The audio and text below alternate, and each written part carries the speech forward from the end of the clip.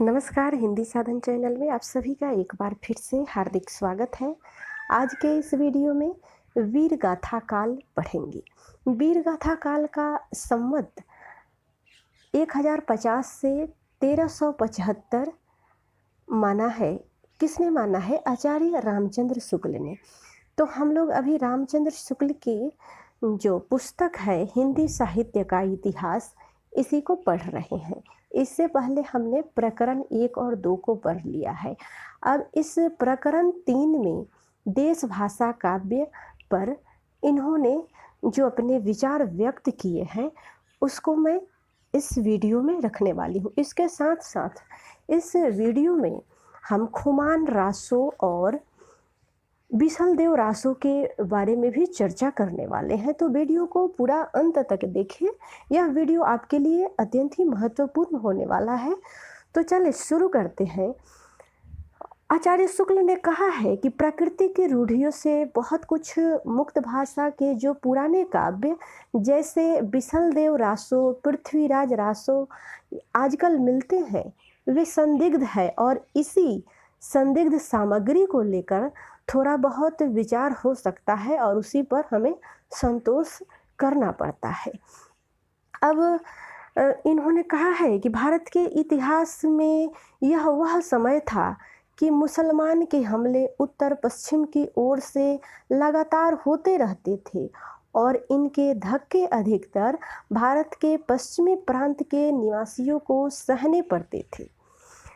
जहां हिंदुओं के बड़े बड़े राज प्रतिष्ठित थे, गुप्त साम्राज्य के ध्वस्त होने पर हर्षवर्धन इनके मृत्यु के उपरांत संवत 704 में भारत का पश्चिमी भाग ही भारतीय सभ्यता और बल वैभव का केंद्र हो गया था। कन्नौज, अजमेर, अहिलवारा आदि बड़ी बड़ी राजधानियां उधर ही प्रतिष्ठित थी और उधर की भाषा ही श्रेष्ठ भाषा मानी जाती थी। कवि चारण आदि उसी भाषा में रचना भी करते थे। प्रारंभिक काल का जो साहित्य हमें उपलब्ध है उनका आविर्भाव उसी भूभाग से हुआ है। अतः यह स्वाभाविक है कि उसी भूभाग की जनता की चित्तवृत्ति की छाप उस साहित्य पर हो। हर्षवर्धन के उपरांत ही साम्राज्यवाद का जो भावना था वह देश में अंतर्हित हो गई थी और खंड खंड होकर गहरवाल, चौहान, चंदेल और परिहार आदि जो राजपूत थे वे राज्य पश्चिम की ओर प्रतिष्ठित थे। वे अपने प्रभाव की वृद्धि के लिए परस्पर लड़ा करते थे। लड़ाई किसी आवश्यकता बस नहीं होती थी, कभी कभी तो शौर्य प्रदर्शन मात्र के लिए भी मोल ले ली जाती थी। बीच बीच में मुसलमानों के भी हमले होते रहते थे। सारांश यह है कि जिस समय से हमारे हिंदी साहित्य का अभ्युदय हुआ वह लड़ाई भिड़ाई का समय था, वीरता के गौरव का समय था। सब बातें पीछे पड़ गई थी। तो महमूद गजनवी, जिसका मृत्यु संवत 1087 के लौटने के पीछे, गजनवी सुल्तानों का एक हाकिम लाहौर में रहा करता था और वहाँ से लूटपाट के लिए देश के भिन्न भिन्न भागों पर विशेषतः राजपूताने पर चढ़ाइयाँ हुआ करती थी और इन चढ़ाइयों का वर्णन फारसी के तवारीखों में नहीं मिलता, पर कहीं कहीं संस्कृत ऐतिहासिक काव्यों में मिलता है। सांभर अजमेर का चौहान राजा, दुर्लभ राजा द्वितीय, मुसलमानों के साथ युद्ध करने में मारा गया था। अजमेर बसाने वाले अजय देव ने मुसलमानों को परास्त किया था। अजय देव के पुत्र अर्नोराज आना के समय में मुसलमानों की सेना फिर पुष्कर की घाटी लांघकर उस स्थान पर जा पहुंची जहां अब अन्ना सागर है। अर्नोराज ने उस सेना का संहार कर बड़ी भारी विजय प्राप्त की थी और वहां मलेच्छ मुसलमानों का रक्त गिरा था। इससे उस स्थान को अपवित्र मानकर वहां अर्नो राजा ने एक तालाब बनवा दिया जो अन्ना सागर कहलाया। अन्ना के पुत्र बिसलदेव के समय में वर्तमान किशनगंज राज्य तक मुसलमानों की सेना चढ़ आई थी, जिसे परास्त कर बिसलदेव आर्यावर्त से मुसलमानों को निकलने के लिए उत्तर की ओर बढ़ा और उसने दिल्ली और झांसी के प्रदेश अपने राज्य में मिलाए। आर्यावर्त के बड़े बड़े भूभाग में मुसलमानों को निकाला और इस बात का उल्लेख दिल्ली में अशोक लेख वाले शिवालिक स्तंभ पर खुदे हुए बिसलदेव के विक्रम संवत 1220 लेख में पाया जाता है।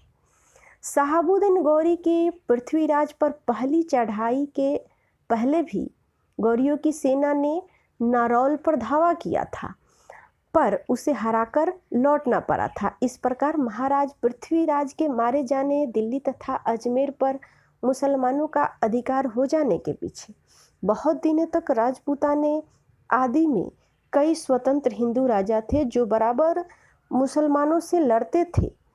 इसमें सबसे प्रसिद्ध रणथंभौर के महाराजा हमीर देव हुए, जो महाराजा पृथ्वीराज चौहान के वंश परंपरा में थे और मुसलमानों से निरंतर लड़ते रहते थे। उन्होंने उन्हें कई बार हराया। सारांश यह है कि पठानों के शासनकाल तक हिंदू बराबर स्वतंत्रता के लिए लड़ते रहे। आइए अब हम देखते हैं खुमान रासो। खुमान रासो संवत 810 से 1000 के बीच में चित्तौड़ के रावल खुमान नाम के 3 राजा हुए थे। कर्नल टाड ने उनको एक मानकर इनके बीच में युद्ध का जो विस्तार से वर्णन किया है, उनके वर्णन का सारांश है कि कालभोज बप्पा के पीछे खुमान गद्दी पर बैठा और जिसका नाम मेवाड़ के इतिहास में प्रसिद्ध है, जिसके समय में बगदाद के खिलाफ अलमारू ने चित्तौड़ पर चढ़ाई की। खुमान की सहायता के लिए बहुत से राजा आए। चित्तौड़ की रक्षा हो गई। खुमान ने 24 युद्ध किए। विक्रम संवत 869 से 893 तक राज्य किया। यह समस्त वर्णन दलपति विजय नामक किसी कवि के रचित खुमान रासो के आधार पर लिखा जान पड़ता है, पर इस समय मुसलमानों की जो कि प्रति प्राप्त थी वह अपूर्ण थी और उसमें महाराणा प्रताप सिंह तक का वर्णन है। कालभोज से लेकर तीसरे खुमान तक की वंश परंपरा इस प्रकार है। कालभोज, उसके बाद खुमान मत्तट, फिर सिंह खुमान, महायक खुमान। कालभोज का समय विक्रम संवत 791 से 810 तक है। तीसरे खुमान के उत्तराधिकारी भरतपट के समय के 2 शिलालेख विक्रम संवत 999 और 1000 के मिले हैं। अतः 190 वर्षों का औसत लगाने पर तीनों खुमानों का समय जो है वो इस प्रकार से है। खुमान पहला, जिनका समय है विक्रम संवत 810 से 865। खुमान दूसरा विक्रम संवत 870 से 900। खुमान तीसरा विक्रम संवत 965 से 990। इस समय खलीफों के सेनापति जो थे वो सिंध देश की विजय करा लिए और इधर के राजपूताने पर मुसलमानों की चढ़ाइयाँ होने लगी थी। अतएव यदि किसी खुमान ने अलमामू की सेना से लड़ाई हुई होती तो उसी नाम पर खुमान रासो की रचना हुई होगी, ऐसा आचार्य शुक्ल का मत है। यह नहीं कहा जा सकता कि उस समय जो खुमान रासो मिलता है उसमें कितना अंश पुराना है। उसमें महाराणा प्रताप सिंह तक का वर्णन मिलते हैं, यह निश्चित रूप से कहा जा सकता है। जिस रूप में यह ग्रंथ अब मिला है, अब उसे विक्रम संवत की 17वीं शताब्दी से प्राप्त हुआ होगा। शिव सिंह सरोज के कथनानुसार यह अज्ञात नाभा भट्ट से खुमान रासो नामक काव्य लिखा गया, जिसमें श्री रामचंद्र से लेकर खुमान तक के युद्धों का वर्णन है। दलपति विजय असली खुमान रासो का रचयिता था अथवा उसके पिछले अवशिष्ट का। अब हम बिसलदेव रासो पर चर्चा करेंगे। बिसलदेव रासो नरपति नाल्य कवि विग्रहराज चतुर्थ उपनाम बिसलदेव का समकालीन था। कदाचित यह राजकवि था। इसने बिसलदेव रासो नामक एक छोटा सा 100 पृष्ठों का ग्रंथ लिखा जो वीर गीत के रूप में प्रसिद्ध है। आइए देखते हैं, कुछ पंक्तियाँ बिसलदेव रासो से ली गई है। 1272 मझारी जेठ नदी नवमी बुधवारी नल्य रसायन आरंभई शारदा तूठी ब्रह्म कुमारी। 1272 का स्पष्ट अर्थ है। 72 शब्द बरहोत्तर 10 का रूपांतर है, अतः 1272 का अर्थ द्वादशोत्तर 1200 अर्थात 1212 होगा। ये गणना करने पर विक्रम संवत 1212 में ज्येष्ठवदी नवमी को बुधवार ही पड़ता है, तो कवि ने अपने रासों में सर्वत्र वर्तमान काल का ही प्रयोग किया है, जिससे बिसलदेव रासो का समकालीन जान पड़ता है। विग्रहराज चतुर्थ का समय भी 1220 के आसपास है, तो इनके शिलालेख भी संवत 1210 में है और 1220 से प्राप्त है। बिसलदेव रासो के 4 खंड है, बहुत ही महत्वपूर्ण। बिसलदेव रासो में 4 खंड है। यह काव्य लगभग 200 चरणों में समाप्त हुआ है, 2000 चरणों में समाप्त हुआ है। इसकी कथा का सार कुछ इस प्रकार से है।